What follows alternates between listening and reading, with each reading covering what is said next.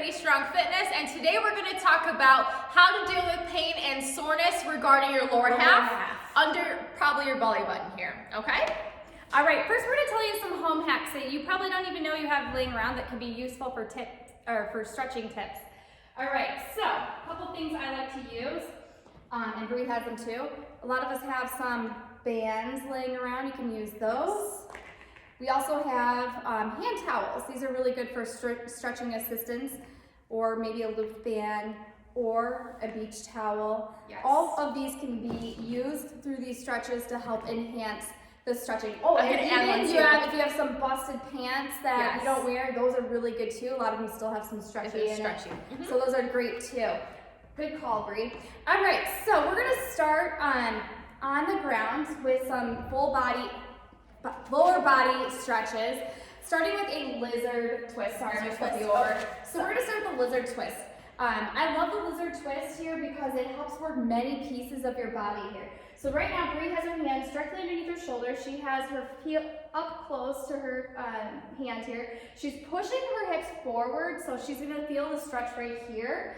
And then what she can do from this is she can drop her elbow down to the ground, and it's going to increase the stretch through her groin and her low back, and then following her hand up to the ceiling to increase the stretch.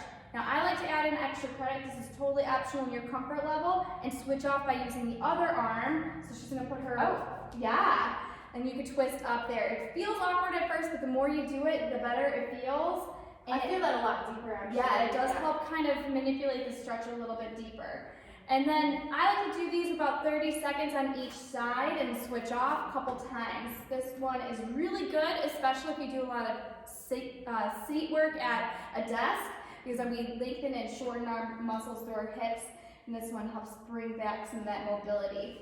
You can also, stay in that position for me, you can also push your knee towards the ground, so pushing it and hold for like 5 second spurts. It'll help strengthen and intensify the stretch. So hold for like 5 seconds, release that stretch, and I feel good. Yeah, it feels really good. All right, our next stretch, thanks, good job. Yes. Our next stretch is gonna be a hurdle stretch. So Bree's gonna sit with one leg folded in, one leg extended out. Now there's two ways you can do this. You can take both your hands and go towards your feet and lower your body as low as you can. Or in this stretch, you can twist and go up and over. I like this one because it throws in a little bit of oblique and low back stretch in there. I feel it back there. Now, I like this position because not only can you do this stretch here, but you can take advantage of this bent leg here and come across in front of you.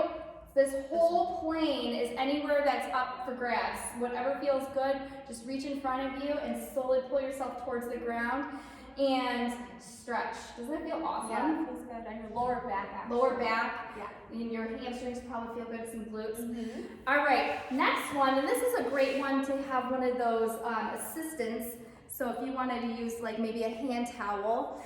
So Bree's gonna bring a knee to chest. You can do a single knee to chest, or you can do 2 knees to chest. If you're inflexible, I'm gonna hand you that. Yes. You can either wrap it around your shins or the back of your legs and pull closer to you. So any of those devices that we showed you in the beginning would help. You can also do 2. Yeah, you can do 2 at a time. One thing I like on this one too, this stretch, is you can cross your body with it.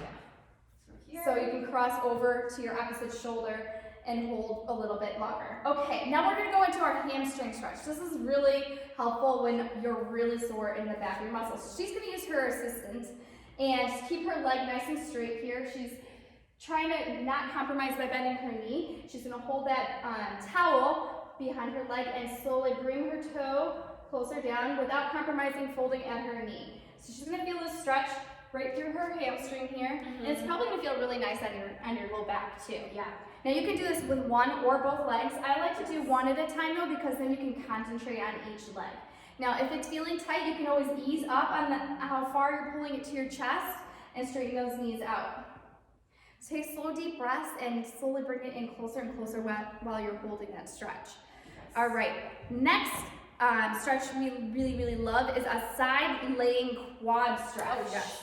So Bree's gonna take a position on her side, and you can have your arm extended, you can prop your head up, whatever's comfortable. And now with her leg on top, she's gonna grab her ankle, and she's gonna pull her heel to her butt. This is gonna help stretch through your quad. Again, if you need that assistance, you can always hook a towel to the heel around your shoe and pull, or those pair of pants, whatever works, a band. And then hold, trying to keep your knee in line with your other leg in about 30 seconds. All right, so those are some really good general stretches to do at home for your bottom half. Now, also from a pain and soreness standpoint, there's some other things that you can do while you're at home. First off, know that we are not doctors, so if something feels serious and it's extending on and you just feel in your body, always seek medical attention because they can give you a better understanding of what's happening with your body and how to treat it. But for most soreness and pain that you'll experience, you can do foam rolling, you can do stretching at home, and then there's some other tips and tricks like checking your water consumption. If you're not drinking enough water, you are going to feel that pain in your knees because your body's stealing that pain from your kneecaps and from your joints. Drinking BCAAs as you're working out helps a lot because that's replacing those branched chain amino acids that we're building and using up through our workout and keeping us supplied and keeping that lactic acid from building up. Also, drinking your protein shakes after your workout. Yes.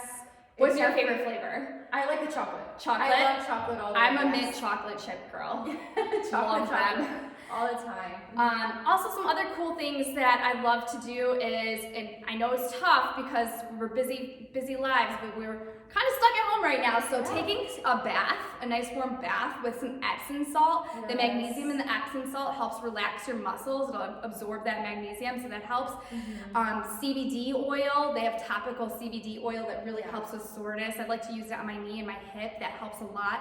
And then one other thing that a lot of people forget that's really, really awesome, and people always wonder, why did I wait so long, is icing. So my knees hurt a lot, especially when we do a lot of jumping. If I ice 15 minutes straight after working out or throughout the day and then rest like 45 minutes before I put the ice on again, it really helps fight inflammation anywhere on your body, honestly, your low back, your shoulder, your wrists.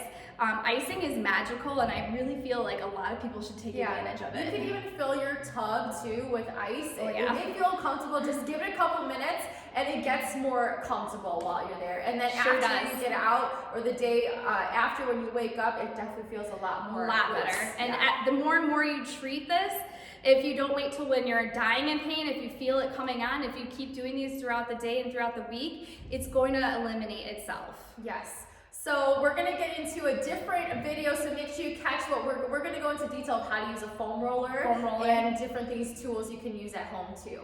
And stay tuned for upper body stretches too, for upper body soreness.